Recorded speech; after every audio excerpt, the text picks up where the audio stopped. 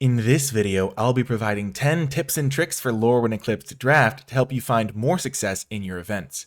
First up, Kithkin aggro is a menace. This is a green-white aggressive strategy that's built around just attacking your opponent and playing Kithkin. It's fairly straightforward, but it has lots of power and redundancy at common and uncommon, which means you can kind of mix and match the pieces and they'll all be pretty successful as long as you have a good curve and the deck is open, so you have like the synergy pieces you'll need. A card like Kinsbale Aspirant comes down on turn 1 and can start attacking your opponent for 2 or oftentimes 3 damage for multiple turns in the early stages of the game. A card like Thoughtweft Lieutenant is the perfect 2-drop because it can enable attacks, give things trample, and you can strategically use that +1/+1 to enable attacks on clogged board states. And then Wary Farmer is a great way to keep the cards flowing, but these are just 3 of the commons and uncommons that help make the deck tick. There are a lot of good Kithkin in green and white, and if this deck's open, you're going to be seeing a lot of different pieces. So you need to be ready to face this deck if you are playing in this format because it's very prevalent.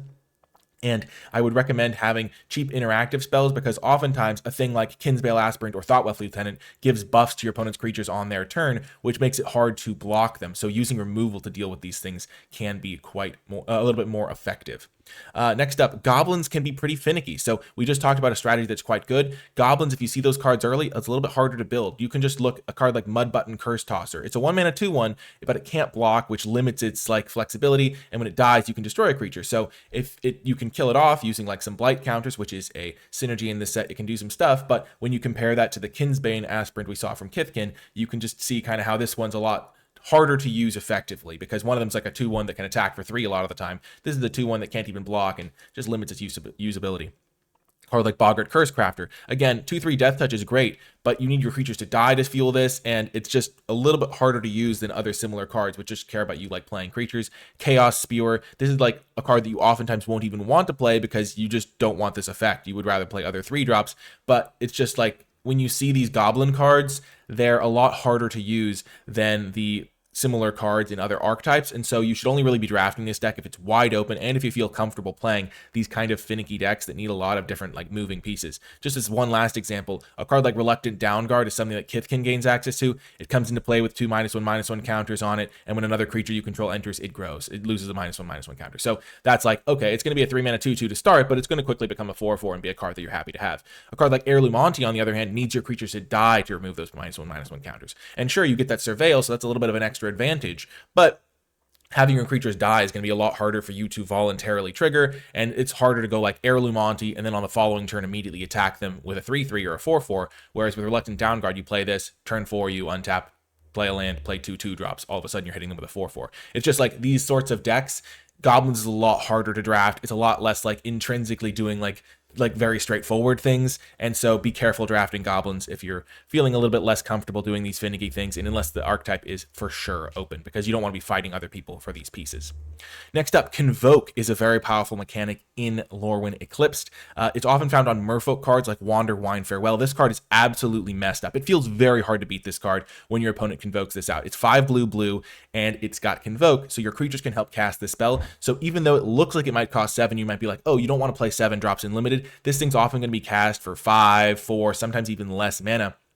And in a merfolk deck, this card is absolutely devastating. It's really, really hard to beat, and it's definitely worth taking early. You return 1 or 2 target non-land permanents to their owner's hand. Then if you control a merfolk, you create a 1/1 white and blue merfolk creature token for each permanent returned to its owner's hand this way. So you're making 2 tokens, bouncing 2 things. It's really scary when your opponent plays this card. So keep this one in mind in particular, but there's also Convoke cards at common that are quite good. Marrow Skyswimmer is a really nice one. You play this card, you get 2 more creatures that are going to be able to help you convoke out things in the future. One of them is a flyer with vigilance, so it can attack and then be used for convoke. And the flyer has actually been able to chip in and been quite an effective body in this format, in my experience. So the Marrow Skyswimmer is definitely a card to keep in mind. And then Unexpected Assistance is another card that's really nice in this sort of strategy, because if you aren't able to attack, you can hold up all of your creatures to threaten blocks and then use Unexpected Assistance after your opponent has passed through their attack step. So you can hold up your blockers and then cast this on their end step for convoke, and oftentimes cast it for pretty cheap. And a Marrow Skyswimmer is really nice in this sort of deck because it gives you 2 bodies to help you convoke out future things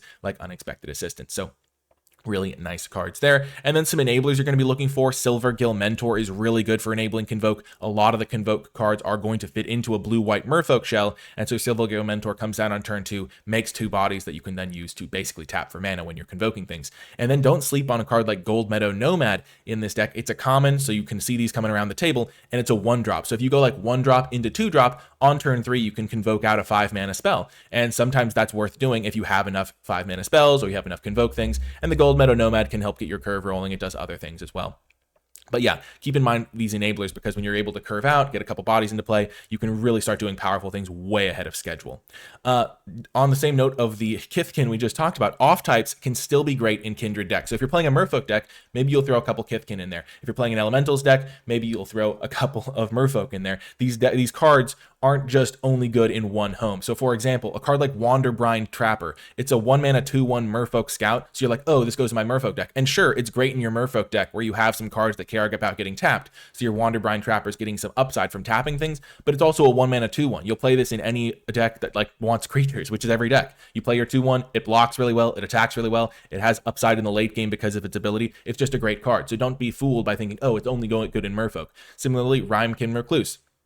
3-mana 3/2 that bounces something is just a fantastic card. Every blue deck wants this card. It's not just good in Elementals. And then a card like Bristlebane Outrider, sure, it's a Kithkin, but it's also a 3/5 that can often attack as a 5/5 that's really hard to block. So these sorts of cards, don't be like pigeonhole yourself into saying, oh, I'm an Elementals deck, I'm only playing Elementals. I'm a Kithkin deck, I'm only playing Kithkin. I'm a Merfolk deck, I'm only playing Merfolk, or something like that. Definitely play high power level cards, because high power level cards are are often going to win you games of Magic the Gathering, especially in Lorwyn Eclipsed.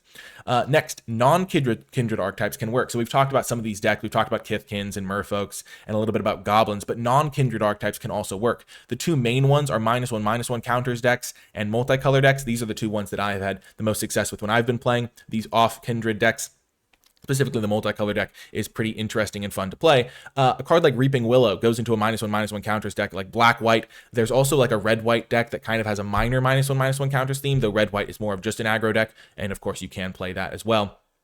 And then multicolor decks are often built around green, but you can play blue-green, you can play green-red, and then end up splashing a couple of different cards in powerful like late game plays like Shine Striker. So these sorts of vivid payoffs that carry about you having multiple colors of permanence in play, often you can trigger them for 3 or 4, and like Shine Striker, when it comes into play and draws you 4 cards, is absolutely fantastic, of course. So these multicolor decks can work, these -1/-1 counter synergy decks can work, and even though they don't have necessarily the same multicolor uncommons, they get the hybrid multicolor uncommons like Reaping Willow, but they don't get like a gold card like the 2-mana Kithkin that we already looked at, or the 2-mana Goblin that we already looked at, like the red-black Goblin or the green-white Kithkin guy.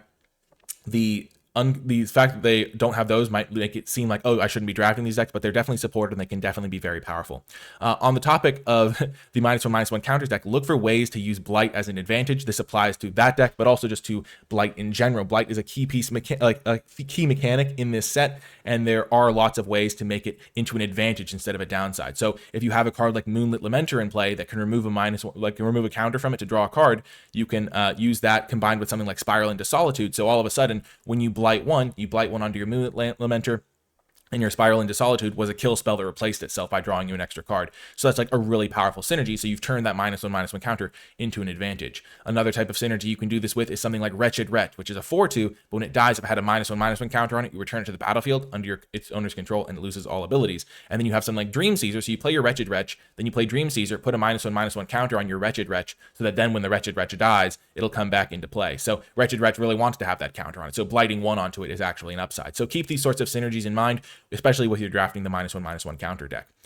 Moving to think more about the vivid deck I talked about, the multicolor deck, try to splash with one basic. So one basic refers to one basic land.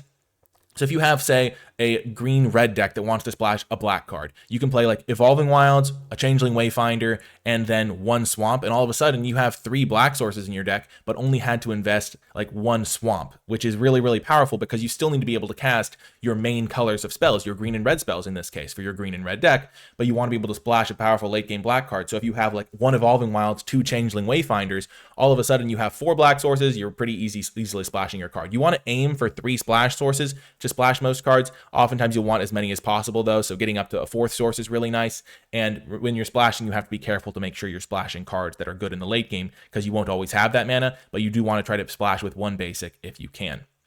And this works for multiple colors too. If you're playing like green, red, splashing black, and splashing white, if you can somehow manage to do that with one plains and one swamp, you're going to be pretty happy.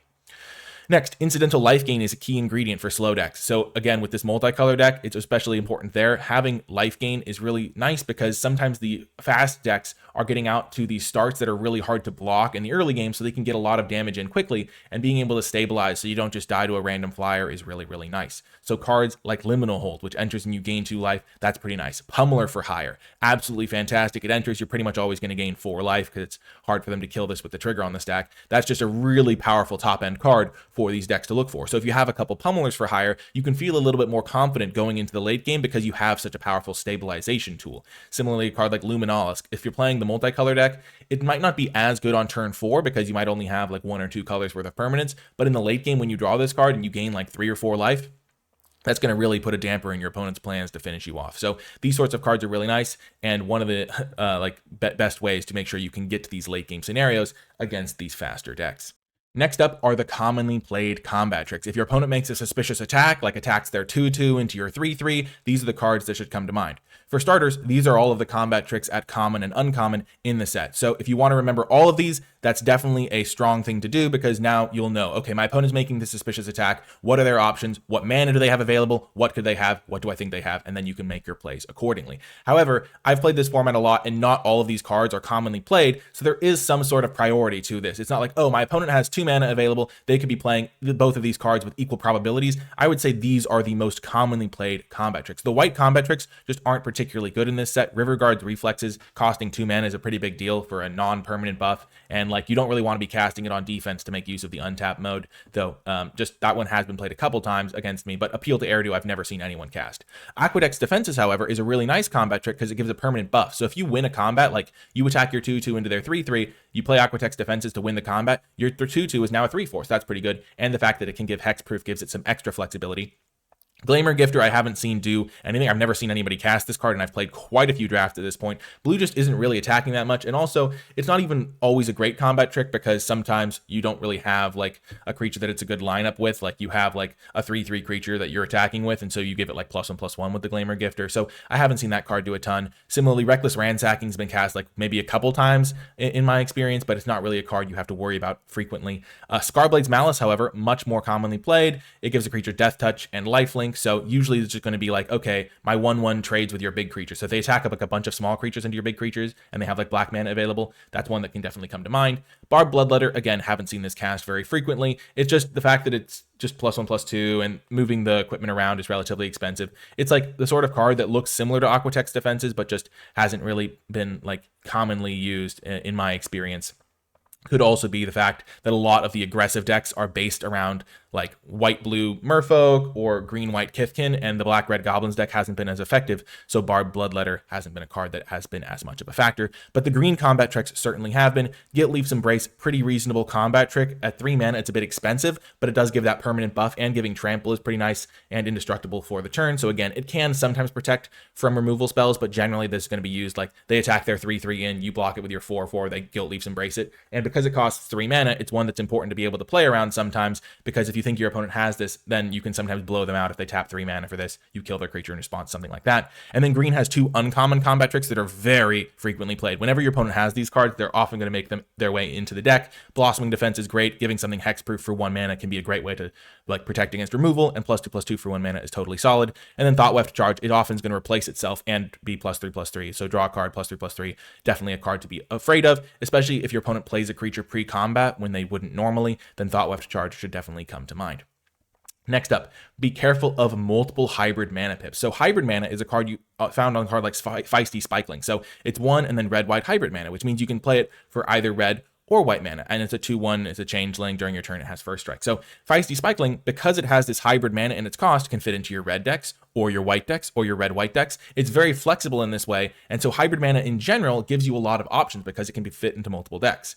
When you get to multiple hybrid mana pips, so a card like Noggle Robber, which is 1 red, green, it's a 3/3 when it enters or dies, it makes treasure. This is a lot less flexible because if you're playing this in like a red-blue deck, especially if you're not like base red, so if you have like 9 islands, 8 mountains in your deck, Noggle Robber gets hard to cast, and not being able to cast your 3-drop on turn 3 is actually a major downside of this sort of card, so you need to be careful about playing these cards in decks that can't that don't have both colors, because if you are a red-green deck, you're always able to cast your Noggle Robber on turn 3 because you have only red and green sources in your deck, and so it doesn't matter if you draw 3 mountains or 3 forests or a mix of both, you're always able to cast the Noggle Robber. But once you get into the situations where you might not be able to cast it on turn 3, you have to be careful playing these cards and make sure you either really want the effect or that you're biasing towards that color. Like if you're playing a red-blue deck and you have like 10 mountains, 7 islands in your deck, the Noggle Robber gets a lot more appealing because the odds of having double red on turn 3 are much higher. But once you start adding this fail rate of not being able to cast them, these cards get a lot less appealing.